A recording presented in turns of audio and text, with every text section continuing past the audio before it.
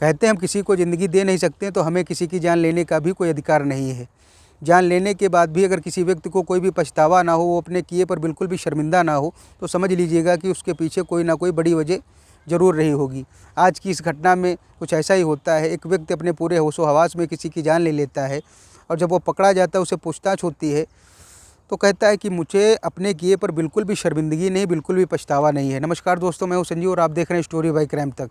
आज की सच्ची घटना राष्ट्रीय राजधानी क्षेत्र दिल्ली के नरेला थाना क्षेत्र की है। दरअसल इसी थाना क्षेत्र में इंडस्ट्रियल एरिया भी है और यहाँ का एक दंपत्ति अपने बेटे के साथ एक कंपनी में नौकरी करता है।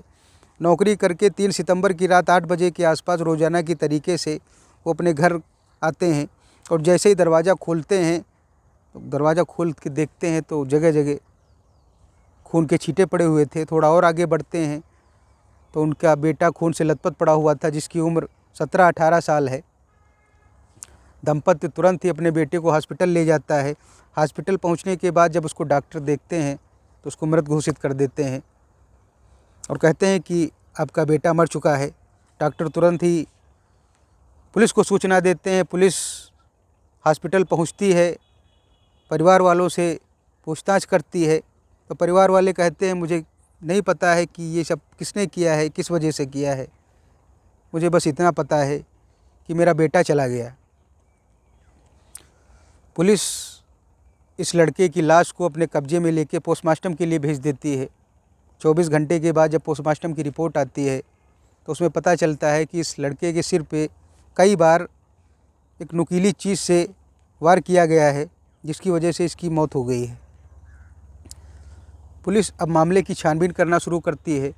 आसपास के लगे हुए सीसीटीवी कैमरों को खंगालती है, कोई भी उसको सुराग नहीं मिलता है। 100 से ज़्यादा लोगों से पूछताछ करती है, उसके बावजूद भी उसको कोई भी जानकारी नहीं मिलती है। समय धीरे धीरे बढ़ रहा था। पुलिस भी इस मामले को लेकर परेशान थी क्योंकि उसके हाथ कोई भी सुराग नहीं लग रहा था। पुलिस एक बार फिर से उस परिवार को बुलाती है और बारीकी से एक एक चीज़ पूछती है। परिवार बताता है कि मैं रोज़ की तरीके से उस दिन भी नौकरी करने गया था। रात के 8 बजे के आसपास मैं जब अपने घर आया, घर का दरवाज़ा बाहर से लॉक था, मतलब ताला लगा हुआ था। जैसे ही परिवार ये बात बताता है, पुलिस इस बात को पकड़ लेती है तुरंत और कहती है कि ताला लगा हुआ था। जब लड़का अंदर था तो बाहर से ताला लॉक करने की क्या ज़रूरत थी। तो परिवार कहता है ऐसी बात नहीं है। बताता है कि मेरे घर की एक चाबी मेरे पास रहती है, एक चाबी मेरे बेटे के पास रहती है और एक चाबी मेरे बेटी के पास रहती है। वो जब तब घर पे आती जाती है। तो परिवार कहता है कि बेटी कहाँ है, तो बताता है मेरी बेटी का नाम मंजू है और पिछले साल उसने लव मैरिज शादी की है विकास नाम के लड़के के साथ। पुलिस अब मंजू के बारे में पता लगाती है। जब मंजू से पूछताछ करती है तो मंजू कहती है कि मैं उस दिन मार्केट गई थी ख़रीदारी करने के लिए। मुझे बहुत ज़्यादा ख़रीदारी करनी थी, इसलिए मुझको आते आते रात का 7-8 बज जाता है। पुलिस इसके बारे में पता लगाती है तो ये बात सही थी। उस दिन मंजू मार्केट गई थी और उसको वापस लौटते लौटते देर हो जाती है। पुलिस अब इसके पति के बारे में पता लगाती है, विकास के बारे में। तो विकास भी कहता है मैं भी मार्केट गया था, मगर वो कोई ठोस सबूत पुलिस को नहीं दे पाता है। और कई बार जब उससे पूछा जाता है तो वो अपना बयान बदलता रहता है।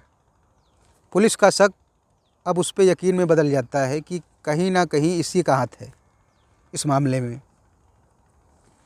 पुलिस उसको हिरासत में लेके अब शक्ति और दबाव से पूछताछ करती है तो सारी बात बताता है। वो कहता है मेरा साला राहुल रक्षाबंधन को अपनी बहन से राखी बंधवाने आया था और रात में वो जिद करने लगा कि मुझे दीदी के साथ सोना है।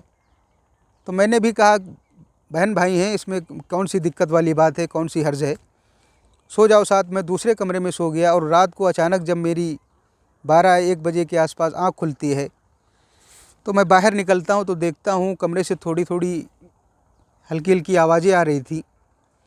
तो मैंने खिड़की से झांक के देखा तो मेरा साला अपनी सगी बहन के साथ ज़बरदस्ती करने की कोशिश कर रहा था। वो रो रही थी, गिड़गिड़ा रही थी और उसके बावजूद भी नहीं मान रहा था। मैंने सब देख के बहुत अफ़सोस किया और मेरी आंखों में आंसू आ गए कि एक सगा भाई अपनी सगी बहन के साथ ऐसा कैसे कर सकता है। मैं उस वक्त वहाँ से फिर चला आया और जब सुबह होती है मेरा साला अपने घर चला जाता है तो अपनी पत्नी मंजू से पूछता हूँ कि कल रात जो कुछ मैंने देखा क्या ये सही है। तो मेरी पत्नी मंजू बताती है कि उसका भाई उसके साथ कई बार नाजायज़ रिश्ते बना चुका है, वो भी ज़बरदस्ती, और उसने इसका बराबर विरोध किया मगर वो मानता नहीं है। ऐसी बात थी जो माता पिता को भी नहीं कह सकती थी, आपको भी नहीं बता सकती थी। अब विकास अपने साले राहुल को समझाता है मगर उसके बावजूद भी उसकी समझ में नहीं आता है, तो वह उसको सबक सिखाने का ठान लेता है। वह ये दिमाग में बैठा लेता है कि इसको ना कहीं मुझे ऐसा सबक सिखाना है कि ऐसी गलती ये दोबारा ना करे। वो इसी दिन के फिराक में रहता है कि कब उसको ये अकेले में मिले अपने घर पे। उस दिन उसकी पत्नी मंजू मार्केट चली जाती है और उसके सास ससुर कंपनी चले जाते हैं नौकरी करने के लिए। वो पहुंच जाता है अपने साले से मिलने। उस दिन भी वो समझाता है मगर वो नहीं मानता है, उल्टा सीधा बोलने लगता है और ये बताता है कि वहाँ पर पड़ी हुई एक नुकीली हथौड़ी थी चोनदार, उसी से इसके सर पे कई बार वार करता है और जिससे ये लहूलुहान हो जाता है, मर जाता है।